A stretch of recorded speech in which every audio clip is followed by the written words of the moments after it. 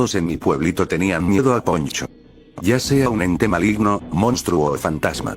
Cualquier cosa que sea, se dedicaba a llevarse a los chanchitos de mi pueblito. Cuando mis vecinos que se dedicaban a la crianza de cerdos, visitaban por las mañanas a sus animalitos, para sorpresa de ellos, lloraban de la cólera al ver que eran despojados del poco alimentos que ellos podían conseguir. Un día uno de estos criadores se me acercó y me dijo, tenemos que hacer algo, esto no puede continuar así. Yo me quedé en silencio y él exclamó, tenemos que matarlo. Y así se despidió caminando por el monte. Ya en mi casa, reflexioné y también creí que lo mejor que se podía hacer es eliminar a aquel exterminador de chanchos.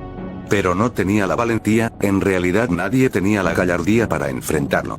Todos se encerraban en sus casas cuando empezaba a anochecer y así nunca se llegaría a solucionar el problema. A la mañana siguiente, mi madre me despertó de mi sueño profundo, ella muy exaltada decía, han matado al vecino. Yo respondí, ¿dónde lo encontraron y en qué estado? Ella se quedó en silencio y no quiso hablar más, lo hacía por mi bien o por miedo. Luego de indagar me enteré que era el mismo vecino que un día antes me habló sobre matar a Poncho. Pasaron los días y Poncho empezó a llevarse más chancho.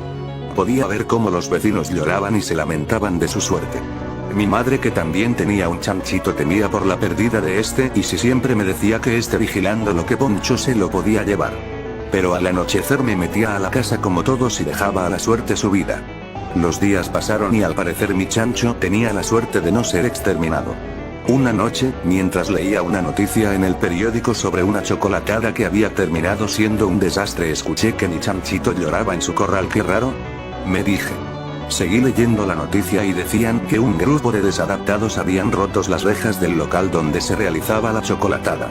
En ese momento escuché una voz, me acerqué a la ventana para poder escuchar mejor y escuché lo siguiente. Comba, comba, comba. Por primera vez veía a Poncho, no era ni un ente maligno, monstruo, ni mucho menos un fantasma. Era un ser humano y por el uniforme que llevaba intuí que era un militar.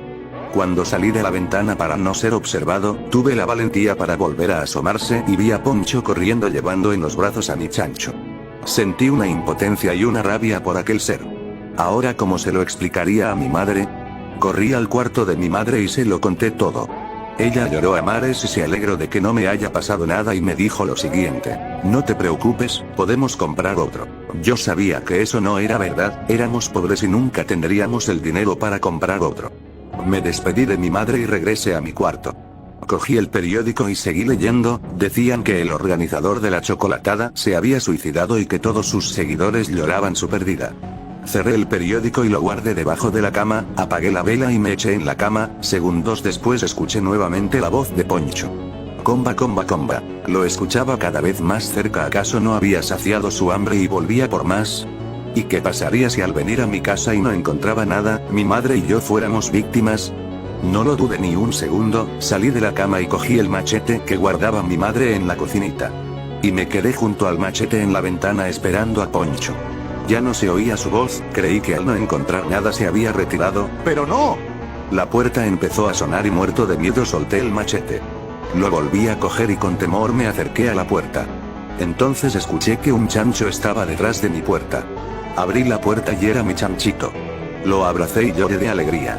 Rápidamente lo metí a mi cuarto y le di de comer uno de los chocolates que tenía guardado.